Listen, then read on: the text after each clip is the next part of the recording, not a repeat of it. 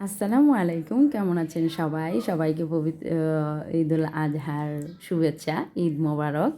আজকে একটা বিশেষ দিন, আর এই বিশেষ দিনে সবাই বিশেষ কিছু করে থাকে, আর আনন্দটা তো অবশ্যই দ্বিগুণ অন্যান্য দিনের চাইতে। আর এই দিনটার জন্য সবাই অনেক অপেক্ষা করে থাকে, আমিও অনেক অপেক্ষা করেছি। সেই অপেক্ষার প্রহর আজকে শেষ, আজকে সেই কাঙ্ক্ষিত দিন, পবিত্র ঈদুল আজহা।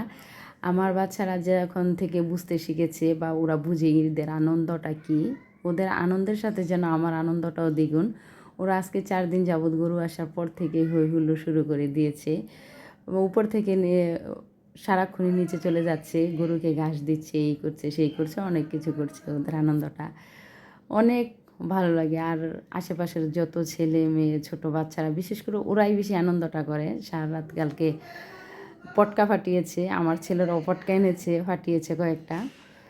আর আজকে ঈদের দিন আমি মুরগির রোস্টটা করে নিচ্ছি, আর মুরগির রোস্টটা করার জন্য সব কিছু রেডি করে এখন রান্না করছি। ওরা এখন নামাজে আছে, নামাজ থেকে এসে হয়তো বা এখনও সেমাই রান্না হয়নি, কিন্তু আম্মু বলছে করবে।